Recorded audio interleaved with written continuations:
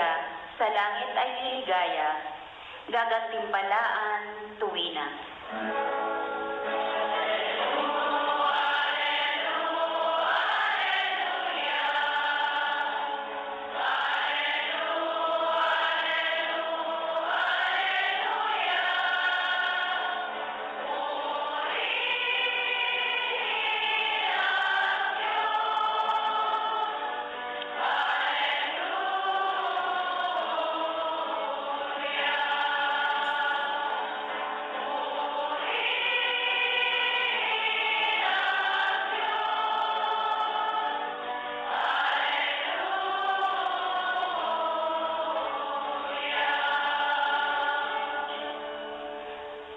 Sumainyo ang Panginoon. At sumainyo Ang mabuting balita ng Panginoon ayon kay San Mateo. papuri sa iyo, Panginoon. Noong panahon iyon, nang makita ni Jesus ang napakaraming tao, umahon siya sa bundok. Pagkaupo niya, ay lumapit ang kanyang mga alagad. At sila'y tinuruan niya ng ganito. Mapalad ang mga aba na wala nang inaasahan kundi ang Diyos, sapagkat makakasama sila sa kanyang kaharian. Mapalad ang mga nahahapis, sapagkat aaliwin sila ng Diyos. Mapalad ang mga mapagpakumbaba, sapagkat tatamuhin nila ang ipinangako ng Diyos. Mapalad ang mga nagmimithing makatupad sa kalooban ng Diyos, sapagkat ipagkakaloob sa kanila ang kanilang minimithi. Mapalad ang mga mahabagin, sapagkat kahahabagan sila ng Diyos. Mapalad ang mga may malinis na puso, sapagkat makikita nila ang Diyos. Mapalad ang mga gumagawa ng daan sa ikapagkakasundo, sapagkat sila'y ituturing ng Diyos na mga anak niya. Mapalad ang mga pinag-uusig dahil sa kanilang pagsunod sa kalooban ng Diyos, sapagkat makakasama sila sa kanyang kaharian.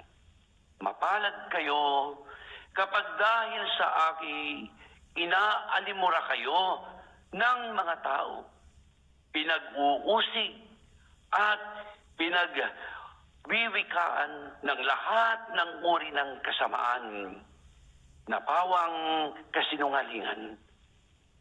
Magdiwang kayo at magalak, sapagkat malaki ang inyong gantimpala sa langit.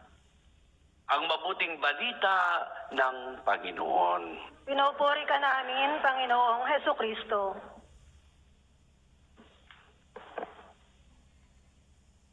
Kilala natin si Rico Puno.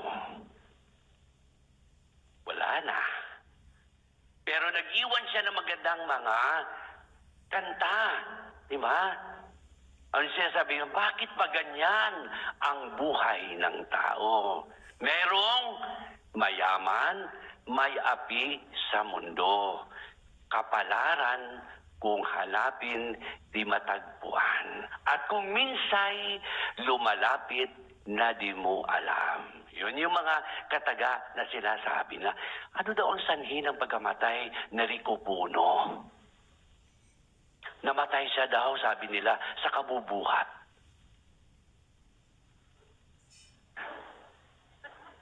Buhat nang kita'y makilala. Buhat. Nakailang buhat siya doon. Sabi, sa sobrang bigat na mayapa si Rico Puno. Ayun na.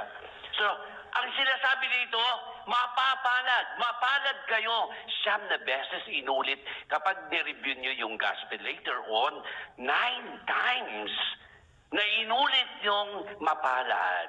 Kaya sabi nga ni Rico, kapalaran kung hanapin, di mo matagpuan. Pero kung minsan lumalapit nang di mo alam. So yun yung mapapalad. Pero on the other side, meron tayong sinasabing sawimpalad. Meron din namang bukas palad. On the positive, bukas palad. Yung mga tao talaga, bukas ang kalooban para sa Panginoon. Bukas palad para sa iba. Handang magpatuloy sa kanila at handang tumulong. Yun yung mga taong bukas palad na sinasabi. Hindi ito yung sinasabi ni Vilma Santos, para kang karinderya na bukas sa lahat ng gustong kumain. Bukas palad is an open heart, open hands. The other one is kuyom na palad. Parating nakatikom ang palad. Ito yung mga alam na kataga na ang kapag tinatanong mo kung meron sila sa wala. Yun lang ang alam niyang sagot. Wala. Diba? Meron ka ba? Hindi ka pa tapos sa statement. Wala. Sabi nga, wala eh. Wala. Akala mo lang wala. Pero meron. Meron talaga yan, nakatago, na hindi natin alam. May naka-reserve tayo parati. Kaya nga, si Propeta Soponias, nag-inspire sa atin, hanapin natin ang Panginoon habang tayo ay may lakas pa, habang ikaw ay nakakita pa, habang ikaw ay nakakarinig pa, then try to look for the Lord. Kasi kung minsan, yung mga hinahanap natin, nasa maling lugar, di ba? Punta ka doon sa sa mga red lights, doon yung hinahanap mo ng mga kaligayahan. Kasi akala mo, nandoon, di ba? O di may mga karaoke ka pa, doon na lahat na lang. Tungga pa more. O di, nakalimutan ang problema. Pero panandalian lamang ito. Kasi nga, pag expire na yung ininom mo, balik ka uli sa dati mong anyo. Di ba? Balik uli yung problema, hindi naman na umaalis eh. Nadadagdagan pa. Kaya hindi mainam na takasan yung problema. Harapin mo. Pero Father, how can you face the problem? If the problem is your face? Ni Father, nagugulat. Malaki yung mata ni Father. I woke up like this na eh.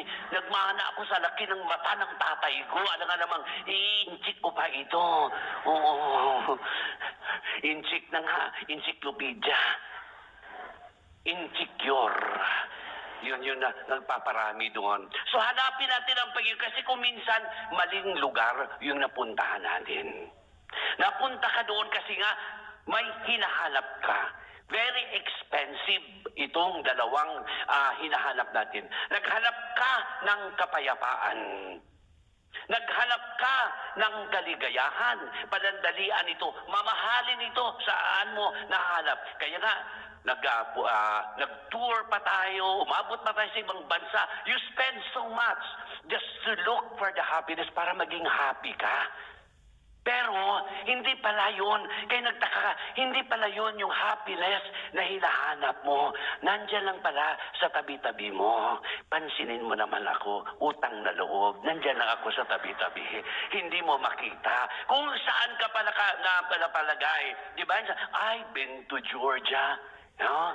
Nakalahag na anywhere in this world. Nakarating ka lang saan. Pero sabi niya, ang hinahanap pala is nandyan lang. Sa tabi-tabi, hindi mo lang nahanap. Kasi hindi mata ang ginagamit kung minsan. Ang ginagamit is pandama. Nandoon nga eh, may sarili na eh. Inaramdaman ka kasi, man kasi hanapin mo pa, di ba? Hanapin mo, hindi naman para na, may nagsabi na nga na hindi, pero pinipilit pa rin natin kung minsan na mangyayari. Seek the Lord. Saan natin masusumpungan, maaaring dyan sa mga mahal natin sa buhay na ibinuhos mo yung iyong sarili, nagsakripisyo ka, iniwan mo yung pamilya mo, halos yung iyo, pang sarili mo, ibinigay mo pa sa kanila. Look at these things kung minsan. Saan nanggagaling yung saya na wala ka nga, pero napasaya mo yung tao. In the process, nakikita mo yung anak mo, gumraduate, hindi lang siya masaya, ikaw. Kasi sabi, nandoon lahat na ibuhos ko sa kanya. Yung aking mga pinaghirapan dito, nakagraduate siya. Di ba? Yun yung sinasabi mong nandun na ibuhos mo yung hinahanap mong tuwa na hindi walang kahulilip kasi nakita mo na naging successful, hindi nasayang yung pinaghirapan mo. Natutuwa ka na kahit hindi ka nakatira doon sa bahay na pinagawa mo, natuwa ka kasi nabigyan mo ng kaginhawaan yung magulang mo, yung mga anak mo, kahit hindi naman ikaw actually nakatira. Umuwi ka lang, nagbakasyon ka, nakita mo yung bahay, ito na pala ang pinaghihirapan ko. Pero ibang tao ang nagtamasa, nakinabang doon. Pero masaya ka kasi mga mahal mo sa buhay ito. Yung bang, you are happy because others also are happy. Masaya ka dahil napasaya mo yung iba. Kaya kung minsan, malungkot ka rin kasi nga, nag-celebrate ka, pinasaya mo sila, pero yun naman, yung response nila, hindi nagdulot sa iyo ng tuwa. Di ba? Nalungkot ka pa. Birthday mo, hindi ka man lang mabati. Pero tika nga, kapag may mga pangangailangan, lahat halos masira yung cellphone mo. Sa katatawag, katitext, meron ho kami nga bayarin na magaling. May tuition ho kami, may electricity, may tubig, lahat na lang. Pati kabaong sa'yo pa iaasa, matay na lang. Pero kapag ikaw, di ba sinasabi mo, oh, ang galing ninyo, ang galing mong sumayaw. Pero bakit kapag ikaw birthday mo, di ba, nag-celebrate ka lahat, kulang. Nasaan? Yung mga taong pinaglaanan mo ng iyong pagod, na iyong sakripisyo, hindi ka mabati. That's why we have all the rights to remind them, look and seek the Lord while He can be found. Paano kapag hindi na natin siya mahanap dito sa puso natin? Kasi puro nagalit ang namayani dito. Second reading, sinasabi ni Pablo sa taga-Corinto, sinasabi niya, alalahanin ninyo na bago pa ito nangyari, bago pa, ano ang pinanggalingan ninyo? Di ba wala? Kaya nga, balikan mo, nung ipinanganak ka, hindi ka naman nakadamit actually eh. Hubo ka nung ipinanganak ka. Yung sabi yun ang sinasabi ni San Pablo sa taga-Corinto. Bakit biglang nagbago yung ugali mo? Kasi kasunod ng sana hindi ito mangyayari sa atin. Yung beatitude. Beatitude kasi kasama dito yung attitude, yung character na nagbabago. Kaya nga kuminsan nakakarinig ka, nakatungtong lang ng Hong Kong ha. Hindi na nagsalita ba? Nakapunta ng Amerika. Pagdating dito, puro English. How much is this? Like that.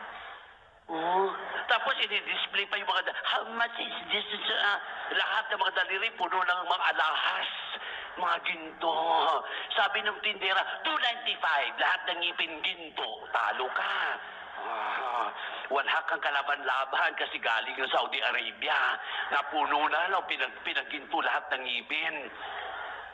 Kung bisa rin doon tayo sa material not all that glitters are gold. Hindi lahat ng kumikinang ay ginto. Kung minsan, yung karakter natin, wala ka, simple lang. Pero, ang karakter, yun yung mahalaga. Nagbago yung yung pamumuhay mo. Nagkaroon ka ng trabaho, nagkaroon ka ng ari-arian. Sana nalalapitan ka pa rin. Yun yung pag-uwi mo, wala ka nang nakilala ng mga tao. Huyo. Nahuyo ka, bigla ka naghuyo. Wala ka nakilala. Nagka-amnesia ka ba? Nakarating ka na ng Hong Kong? Nagka-amnesia ka na? Marami kuminsan sa atin na ganyan. Mga karakter. Nakalimot ika nga. Kaya nga sabi niya huwag ka magmalaki. Balikan mo yung pinanggalingan mo. Kaya nga sabi ko, doktor ako ng mga hayop. Huwag ka makaano kasi baka ibalik kita sa dati mong anyo. umayos ka. Sabi, bakit Father? Di ba dati kang kambing? Dinamitan ka na, naging tao ka. Baka mamaya ibalik kita doon sa dati mong anyo. Babalik tayo doon kung saan ipinanganak tayo na payak lamang. Yun. Nagkaroon ka ng grasya, ng biyaya sa Panginoon. Bakit nakalimutan mo siya? Di ba? Nauna pa, nagdi-day off ka nga, hindi mo maalala yung Panginoon. What is that? You have 24 hours. How much of the 24 hours na inilaan mo para magdasal? Siguro nga, mag-sign of the cross, hindi na natin maalala. Bigla mo na lang sinunggaban yung pagkain, wala ka man lang pasalamat sa Panginoon. Sabi doon, utang na loob. Di ba? Yun yung mga, kuminsan, guilty pleasure that we have. Bawat isa sa atin, walang exempted dito, kaya pinaalahanan tayo ng Panginoon. Alalahanin nyo, hindi ka nagkaroon ng ganyan. Hindi mo marating ito kung hindi sa biyaya ng Panginoon sa pamamagitan ng Espiritu Santo. Amen? Wala tayong ang may pagmamalaki na lang natin kababaang loob na kahit tayo ay makasalanan, we are not worthy, binigyan pa rin tayo ng Panginoon ng ganitong estado. Kahit hirap ka, kaya wag tayong parati na iparinin natin, dumadaing tayo. Daing. Mamamatay ka na pala sa kakadaing mo sa Panginoon. Bakit hindi natin i-transform yung daing sa pagpapasalamat sa Panginoon? Lord, maraming pagsubok na pinagdaanan ko, pero salamat, kasama kita at iniahon mo ako mula sa pagkakasugapa. Kasi lahat naman tayo may pinagdaanan. Walang exempted sa atin sa mga pagsubok, pero yung mga pagsubok din, isipin natin, pinatitibay tayo ng ating pananampalataya. Kaya dito ngayon, pinagpala tayo 9 times sa sinasabi ng Panginoon, mapalad ka, you are blessed. Sa English, blessed are those merciful of heart, kasi kaawaan ka rin ng Panginoon. Blessed are those who have humbled themselves, na pinagdaanan, pinalampas mo. Kaya nga, ipasa Diyos. Ipinasa mo ang iyong ang paghihiganti doon sa Panginoon, kasi wala tayong karapatan. Ipasa Diyos na natin siya. Nang sa ganun guminhawa ka, let this all be lifted up to the Lord. At ang Panginoon, siya ang bahala doon sa taong ng api sa iyo. Kaya ipa sa Diyos natin. Kapag ipagdasal natin, magkaroon sana siya ng conversion. At yung atin mismo, magkaroon din tayo ng conversion at kabanatagan ng kalooban. Yun ang hinahanap natin, na kung minsan nandyan lang, pero hanap ka ng hanap, hindi mo siya mahanap. Nandito lang pala siya sa St. Joseph. Diba? Nandyan lang pala ang ating Panginoon, naghihintay sa atin. Upo ka lang, marami kang naramdaman, hindi mo masabi sa Kanya, hiyang-hiya ka, nakayuko ka lang. Diba? So allow me this, kung saan tayo dapat mamuhunan? Saan ba tayo gustong ariin ng ating Panginoon o sa ibang espiritu? Meron tao nagpasiklaban, hinamon ni Satanas ang ating Panginoon. Paramihan tayo ng kampon. So dinala ni Satanas si Kristo doon sa bar. Nasaan ang iyo dyan? Akin lahat yan. Tingnan mo, nagiinuman, nagsusugal. Akin yatan. Dinala niya sa sentral. Akala mo napapansin ka. Busy sila, nagdudor-to-door sila, nagbabaraha sila. Akin lahat yan. Sabi naman, dalhin kita sa St. Joseph, sa simbahan. Tingnan mo yan, akin lahat yan. Sabi ng kala mo iyo yan? Bakit yung nagsiselfone sa iyo yan? Akin yan! Yung mga nagsisismisa na pinag-uusapan lang buhay na may buhay, sa iyo yan, akin yan! Yung natutulog, tingnan mo tululaway pa, akin yan! Saan ba tayo masakop sa Panginoon? Kaya kung minsan kailangan din natin magising, at para tayo ay matuon yung pansin natin sa Panginoon.